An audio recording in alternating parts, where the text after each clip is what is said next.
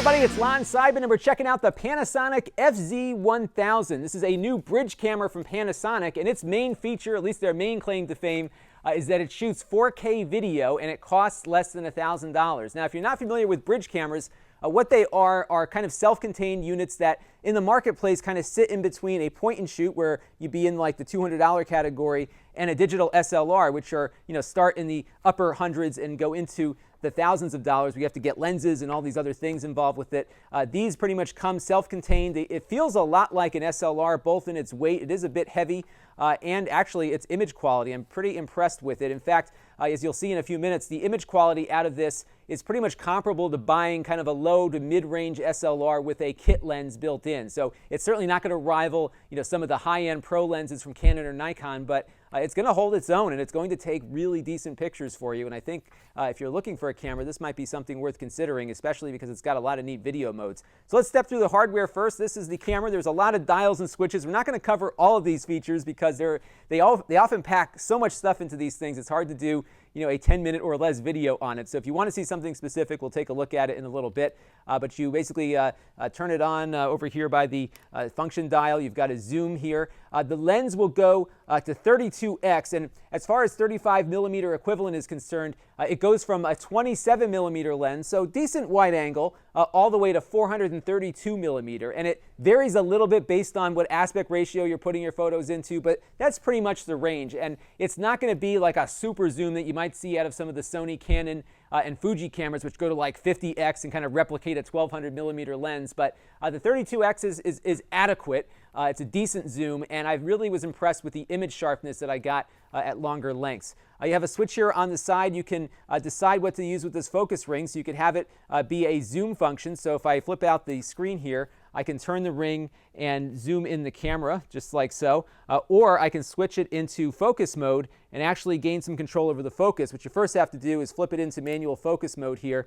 And what's cool is that it will pull up a little magnification, as you can see right here. See that box in the middle?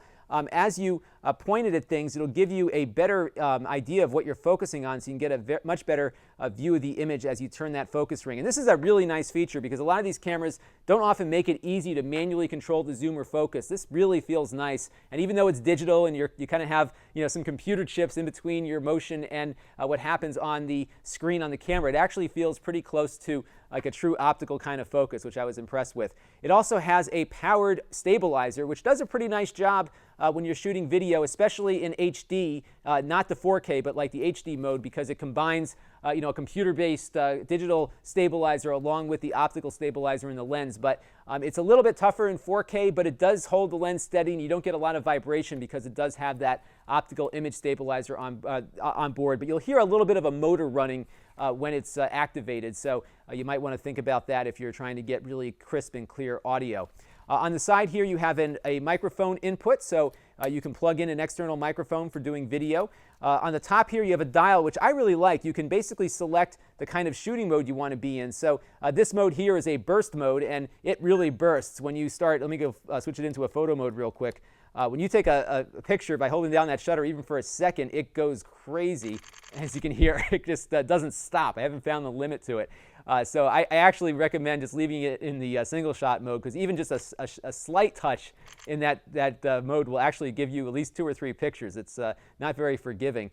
This little thing here, you can't really see it, but it has a bracketing mode, and that's something you would use for HDR photos. So what it does is it takes basically 3 stops of a photo, and a stop is basically an aperture setting. So it'll take a darker picture, a pretty much well-exposed picture, and then a little overexposed picture, and then you can combine those in software and get a really nice dynamic range photo. I was actually impressed with its internal dynamic range even without having to use that, but if you wanted to experiment with that, it's very easy to set up bracketing. They also have time-lapse and a little timer function on here as well. There's a hot shoe on the top here, so if you wanted to add an external flash, I believe you could do that. The viewfinder is really nice. It is a very high DPI display. I've never seen a digital viewfinder look as good as this one. I'm really impressed with it. When you put it up to your eye, it is just very crisp. You can actually make out what you're trying to focus on, and that's really important with a camera like this, especially if you're trying to do some manual focusing. I think you can really do well with this. It's not quite where you get, through the lens kind of focus that you'd have on a regular SLR camera, but it is darn close, and I was really, really impressed with how well that worked. There's also a pull-out screen here, and the screen will flip around as well, so you can put it into selfie mode, and it'll automatically flip the image over, and you can also kind of bend it this way as well, so you can hold the camera up over your head to get a better focus on board there. Now, one of the things that I really liked about the camera is that the manual settings are actually easy to use on this thing. I found often with these bridge cameras and sort of the lower end of the consumer market that if you wanted to go into true manual mode and really learn about photography, you have to futz around with the menus a little too much. This one makes it easy. They've got a dial here, and you just basically push it in if you want to adjust the exposure. I'm going to switch into regular manual mode here for a second. And what you can do here is adjust the f-stop, or actually I'm adjusting the shutter speed right now. You push the button and you could adjust the f-stop as well. So you can really start getting, finely tuning your photos. The ISO will adjust, the sensitivity of the photos will adjust automatically, or you can go and manually set that as well. So you basically have really quick and easy control over all three settings very, very simply. So we can just adjust the shutter speed here, find an f-stop that we like to use, and we're off and running. Now the lens, when it's at its most zoomed out point, can go down to 2.8.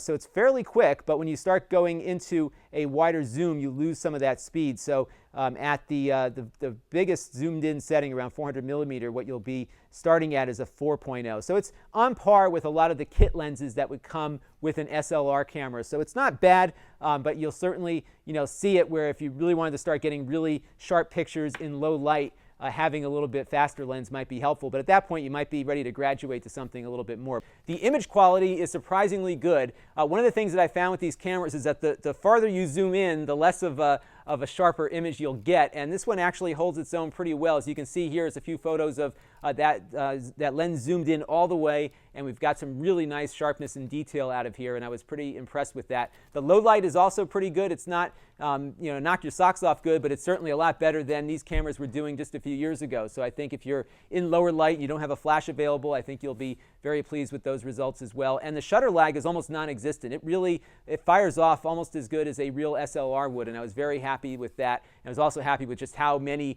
those sequence of shots you can get when you put it into that rapid fire mode, especially if you're doing sports or something. You want to really let it rip and see what you can come back with, and it can do very well there.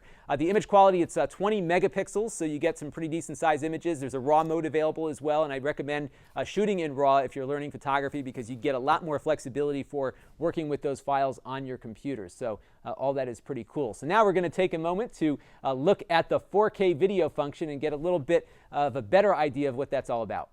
So now you're looking at some footage that was shot at 4K on the camera, and 4K video is 3840 by 2160. So it's basically double that of a 1080p video, but you're really getting 4 times the pixels because you're doubling not only the length but also the width of the video. So you're basically getting 4 times the density of pixels. And when you take that kind of image and reduce it to 1080 like we're watching right now, you get a very nice quality picture. And what I am going to do is upload a 4K playlist to YouTube of some sample footage that I took out of the camera so you can get a feel for what it looks like. It's really nice. Now, it does get a little bit flaky when you zoom in. You don't really have the camera locked down. You get a little bit of jelly vision with it, so it's not like going to be at the quality of a Red camera or something that's in the super, super high end, but it's certainly capable of doing some really nice images for your Ultra HD television if you're one of the few that has one at the moment. Now I want to pull up my Final Cut Pro window here for a second. So I've taken this 4K video and dropped it into a 1080p project, and it gives you some flexibility on the pixels. So this is it. It's at 100%. It looks very nice, but let's say I wanted to zoom in on it because I have some extra pixels now to play with because I'm only working in a 1080p project. So if I go over to 200%, I get a really nice sharp image without getting any blurriness or choppiness or anything else. And at the moment, at least the time that I'm shooting this in 2014, with most people using 1080 displays to play back all this stuff we're shooting or less, you're really able to get away with a lot here by scaling your videos up and basically getting double the zoom out of the camera when you're doing video. Here's another one I shot of a deer in my backyard at the full length of the lens. And you can see we get a little bit of jelly vision, by the way, that I was talking about here, just because the sensor is fast but not fast enough. But there we go to 200%, and look at that. You still have a very sharp image and you're able to get away again with a lot of stuff in post-production there. So pretty neat stuff. Now, I want to show you a few other things before we close out. The first one is that you want to make sure you get a memory card fast enough to keep up with the 4K video coming out of here. So what you want to look for is a card with a little 3 here. There's a whole bunch of different speeds that you can get, but you want to look for one that's rated at least 3 so that it can keep up with the amount of data that the camera is going to throw at it. So make sure you get one of these. They're not that expensive, but they are a little bit more than cards that you would get for lesser powerful cameras. Now, another neat thing you can do is grab 8 megapixel still images from the 4K video that you're shooting. Because you have so much resolution, every frame of video is essentially an 8 megapixel photo that you can also pull out of the camera. So what I'm going to do real quick here is just play back this deer here, and what I can do is pause it when I want to grab a still image. So maybe right here, and I can just maybe find the sharper shot. Then what I can do is hit the menu button here, and it says save this image, and I'll say yes, and it'll basically give me a still image. Now, this is not going to be at the same level as what you would get out of the camera in native photo mode at 20 megapixels, but 8 megapixels is still pretty darn good, especially pulling it out of a video frame. So you can't take those stills while you're taking the video, but you can do it after the fact. And actually, when you have this much resolution to play with, that is certainly something worth doing. So overall, I have to say this is a very impressive camera. It has a lot more features that we didn't really get into, but I think for the standpoint of basically a first generation affordable consumer 4K camera, this is really, really nice. It's not perfect.